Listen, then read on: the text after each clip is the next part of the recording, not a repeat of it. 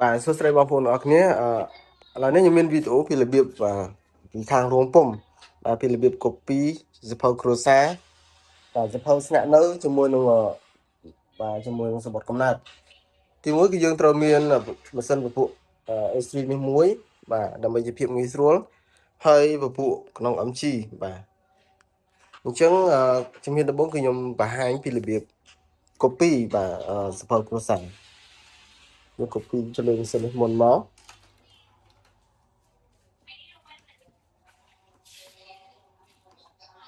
បាទយើងដាក់ត្រូវជាមួយនឹងខ្សែរបស់វានេះសម្រាប់ខ្សែ A4 ហើយការកំណត់យកភាគរយរបស់វាគឺយើងចូលទៅ option copy បន្ទាប់មកយើងយកកន្លែង zoom បាទ zoom ហ្នឹងគឺយើងកំណត់យកសភៅគ្រួសារយើងយក95%បាទចុចកំណត់ទៅមកហើយអូខេវាអញ្ចឹងកំណត់អស់ហើយយើងចុច start បើយើងយក color យកខាងនេះយកសខ្មៅយកខាងនេះតែយើងយកសខ្មៅបាទ before ត្រូវហើយ start ម្ដងទៀតអញ្ចឹងវា copy ឲ្យយើងមកស្លឹកបាទមកសិនបន្ទាប់មកយើងយកទៅដាក់copy បន្តទៀតជាមួយនឹងម៉ាស៊ីនផ្សេងអានេះកុំឲ្យយើងពិបាកធ្វើការត្រឡប់បាទច្រើនដងទៅលើម៉ាស៊ីនតែមួយបាទហើយសម្រាប់នេះគឺបានហើយបាទបន្ទាប់ពីបានហើយយើងយកដាក់ទៅលើប្រភព A4 មកបាទនេះពួកក្នុង MG អញ្ចឹងក្បាលទំព័ររបស់យើងដាក់មកត្រឡប់បែបហ្នឹងដូចគ្នាចឹងយើងដាក់មកបន្ទាប់មកយើងយកសភៅគ្រួសារហ្នឹងបាទយកច្បាប់ថ្មីយើងអាចយកគំរូបាទមកតង់ទៀតបាទគំរូទៅបាក់ស្វ័យពីត្រង់ហ្នឹងគំរូមកតង់ទៀតអានេះយើងដាក់ច្បាប់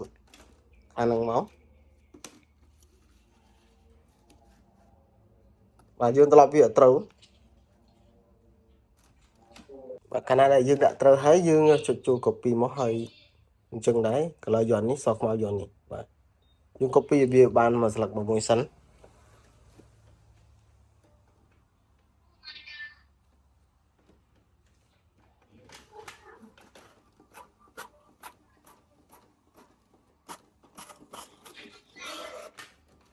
បាទបន្ទាប់ពីបានមួយហើយយើងលើកវាដាក់បាទម្ដងទៀតដើម្បីយកទៅ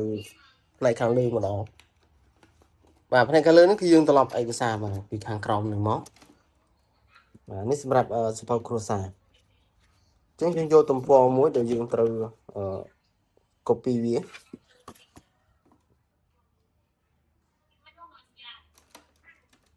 យើងចុច start ម្ដងទៀត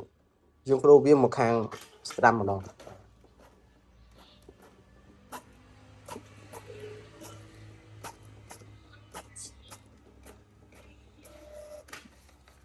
បាទឥឡូវវាមករួចរាល់អស់ហើយនេះសម្រាប់ copy ឲ្យត្រូវជាមួយនឹង standard ដែលយើង zoom បាទទំហំខ្សែបាទជាមួយនឹងกระดาษA4 ដូចគ្នា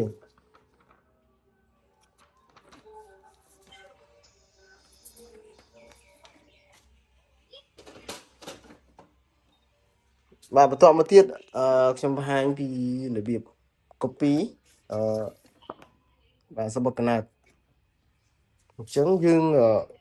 លើក scanner មកហើយដាក់ copy សំបុត្រកំណត់យើង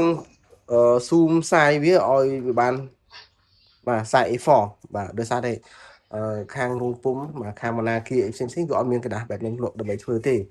បាទនេះជាប្រភេទกระดาษរបស់រដ្ឋអញ្ចឹងយើងចង់ copy ដើម្បីធ្វើការ copy របស់វាយើងបាទយើងអាច zoom ខ្សែវាបានជាមួយពពួក A3 បាទបាន letter បាន A3 A3 plus អាហ្នឹងបានធ្វើពពួកបាទกระดาษអស់នឹងបានបាទយើងអាច copy បានសម្រាប់ខ្សែរបស់វាយើង zoom យកត្រឹមຂະຫນាត់ A4 បាទកម្រិតរបស់វាគឺយើងយក90%បាទអញ្ចឹង90%នេះយើងចុចកំណត់បែបវាបែបនេះមក90%ហើយបាទអញ្ចឹង90%របស់វាយើងចុចអូខេបាទអញ្ចឹង90%បានហើយចុច start មកបាទចុច start ម្ដងទៀត color យើងយកអានេះសខ្មៅយើងយកនេះតែអានេះខ្ញុំយកសខ្មៅ អ